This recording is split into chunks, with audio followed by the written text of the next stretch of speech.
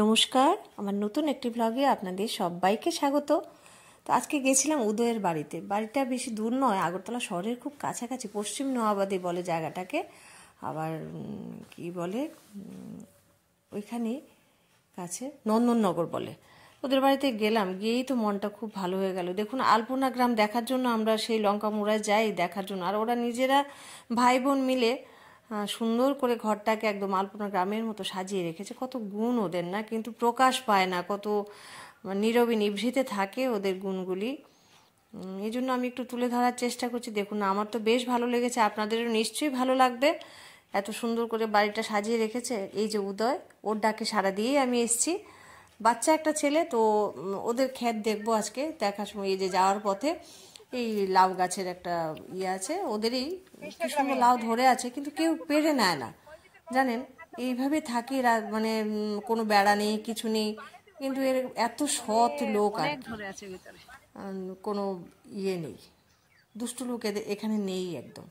খুব সহজ সরলভাবে ওদের জীবনযাপন চলছে। বেশ ভালো লাগলো দেখে। আমার তো মানে লাউ খাওয়ার থেকে যে ধরে আছে এগুলি দেখতে আমার বেশ ভালো লাগে। এই জন্যই যখন শুনতে পেয়েছি যে ওরা আজকে আলু তুলবে, তখন আমি চলে এসেছি ওদের ডাকে সাড়া দিয়ে। তা আমিও আজকে ওদের সঙ্গে তোলাটা এনজয় করবো। একদম নিজের লাগানো ফুল ফ্যামিলি সহ। আর পুচকুটা মঞ্জিত হেভি লাগছে।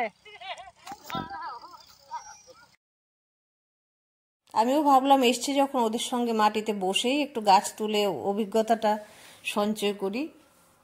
এই জন্য বসে পড়লাম মাটিতে, গাছ তুলছি। আর আলু যখন পাচ্ছি তো বেশ আনন্দ হচ্ছে, মনে হচ্ছে একদম সোনার খনি থেকে সোনা তুলছি আমি। এই জন্য এদের মনে এত আনন্দ, এত হাসি খুশি থাকে, অমলিন ওদের হাসিটা। আজকে নিজের হাতে আলু তুলছি আমি। এই যে মনে হচ্ছে সোনার খনি থেকে সোনা বের করছি, সব আবিষ্কার করছি। লাগানোর নামে নাম নাই,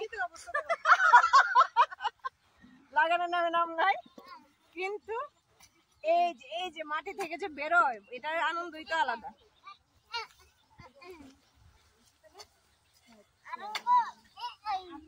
কতগুলো আলু তুললাম আমি, কি মজা, ফার্স্ট টাইম। দারুণ না, কত লম্বা ক্ষেত,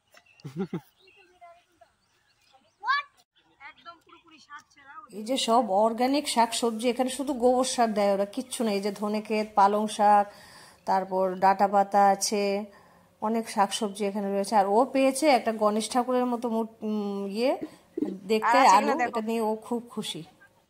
আর আছে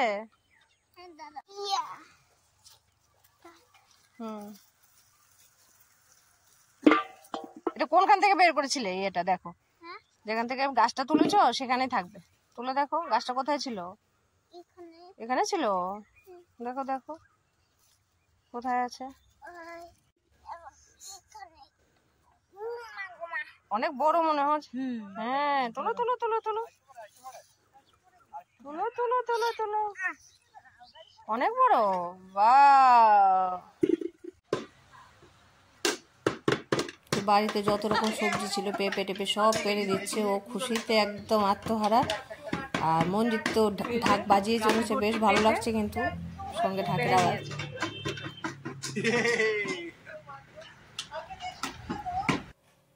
যে মাটির উনুন অনেকে আজকালকার বাচ্চারা তো দেখে না, এই জন্য আমি তুলে নিলাম, যদি ব্লগটা দেখে এরা দেখবে। আর দেখুন, একদম অর্গ্যানিক শাক সবজি, আপনারা খেয়ে যা তরতাজা হয়ে যাবেন। একদম তাজা তাজা শাক সবজি, ডাক্তাররা তো আজকাল বলে, তো খান অর্গ্যানিক শাক। এরা আবার বাকি যায় কেন, এদের সঙ্গে একটু ছবি তুলে নিলাম। গোয়াল ঘরে ঢুকলাম, এনারা ছানাপোনা নিয়ে আছেন, আমাদের গায়ে মাতারা, তো এনার সঙ্গে একটু ছবি তুলে নিলাম এনাদের সঙ্গে। বেশ ভালোই লাগছে পুরো গ্রামের বাড়ি। তবে তো এত ছোট বাচ্চা কত কাজ করে গো। আসো আসো, কত কিছু করে, পড়াশোনাও করে, কত কাজ করে উদয়।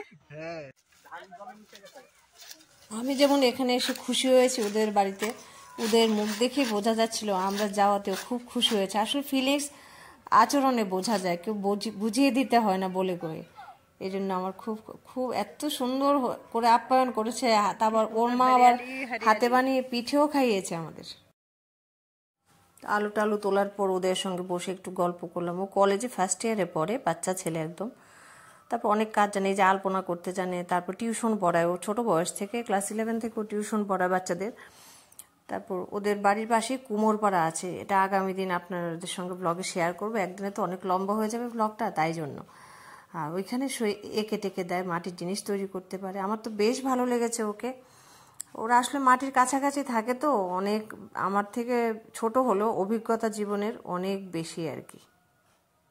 উদয়ের সঙ্গে গল্প করে তো আমার বেশ ভালো লাগলো। আমি আমার ডেসক্রিপশনে ওর ব্লগের ইয়েটা দিয়ে রাখবো, আপনারা একটু লিঙ্কটা দিয়ে দেবো, শেয়ার করব, আপনারা একটু দেখবেন, খুব ভালো লাগবে। ওরা তো মাটির কাছাকাছি থেকে বড় হয় না, ওদের জীবনের অভিজ্ঞতাটা না একদম অন্য রকম। তো খুব ভালো লাগবে, আশা করি দেখবেন ওর ব্লগ, ভালো লাগবে আপনাদের। তা আমি আর শর্মিষ্ঠা আমরা তিনজনেই গেছিলাম। তুই গল্প টল্প করে বাড়ি আসার পালা এবার। গ্রাম ছাড়া ওই রাঙামাটির আমার মন ভুলাই রে, গ্রাম ছাড়া ওই রাঙামাটির আমার মন ভুলাই রে।